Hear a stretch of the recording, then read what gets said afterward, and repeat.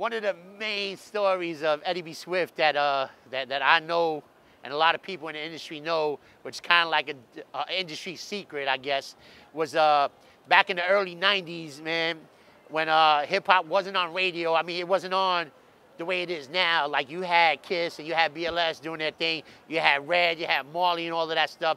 It was a transition period, and Chuck Chillout was one of the main radio guys at that time. There was an upstart station, Hot 103, that was making their way down the dial to 97. And basically, when they was at Hot 103, it was like the KTU days. They were playing disco classics, and they were trying to get away from that. They wanted to go more urban. I used to work in a store called DJ Specialty SOS up in Castle Hill in the Bronx. And they used to do in-stores.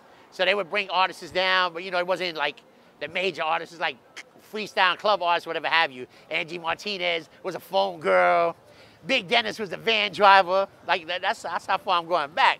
So, you know, Ricky Ricardo was a radio personality, and, you know, Ricky, we kind of like hit it off, and he invited me up to hang out with him when he used to do the shows. So I would go up there, you know, a lot of things came into play, you know, was what it was, man. It's not a big secret, you know, drugs was relevant in the 90s, and there was a lot of that going down. So one of the epiphanies that Ricky Ricardo had was playing hip-hop on Hot 97, or introducing it. But he, you know, he was kind of like always in a different world. Like, I didn't know what to expect. And I'm saying, damn, this dude just using me to bring him shit up here, you know what I'm saying? But, you know, it kind of like translated where he started talking to program directors and got in their ear. So little by little, he was introducing me into the whole aspect of it. And they were really going to convert and go into more urban, like play hip-hop across the board. So, you know, Ricky Ricardo introduced me to them, and I was the leading candidate for the job. So also the other person in line for the job was Chuck Chillout. And, you know, at that time, Chuck, who was an icon in the industry and so forth, we kind of like were going in different directions, because like I was like the upstart young kid starting to make my mark, and he was kind of like, at that time, on the downside of the radio aspect, not, you know, as a DJ, but it's just on the radio aspect. He was kind of like having a falling out. He just, he was at BLS. I think things weren't working out. So he kind of like was in the running for that position as well.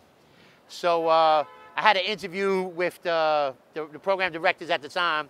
And, you know, I knocked it out. I knocked it out the park. You know, they was really going to go with it. Like, Eddie B. Swift was going to be the first hip-hop DJ on Hot 97. Chuck Chillout went up there, and, you know, it is what it is. He went up there and told him, when he saw that he wasn't going to get the job, he was like, yo, how you going to give a kid who's not black to do black music? That's what it was. And, you know, call it what you want, man. At that point, they figured that, you know, rather than get caught up in that, because you don't want to start off on a bad foot, I guess they would consider it, they say, you know what, fuck Eddie B. Swift, fuck Chuck Chillout, we're going to go in a different direction. And it so happens at that time, Flex was popping off and was playing at a club called Club 2000. And he was one of the promoters there, got in with it, and pretty much that was the whole introduction. And, you know, Flex ended up getting a job, you know. Am I mad at that? Not at all, man. You know, everything happens for a reason. You know, I've been blessed to have a career long after that has been done. I got a chance to travel around the world. You know, would I have liked to have gotten a job? Who wouldn't? You know what I'm saying? You know, it's Hot 97. We know what a staple it is in music today. You know what I'm saying? But it happened, you know, and I guess, like, everything happens for a reason.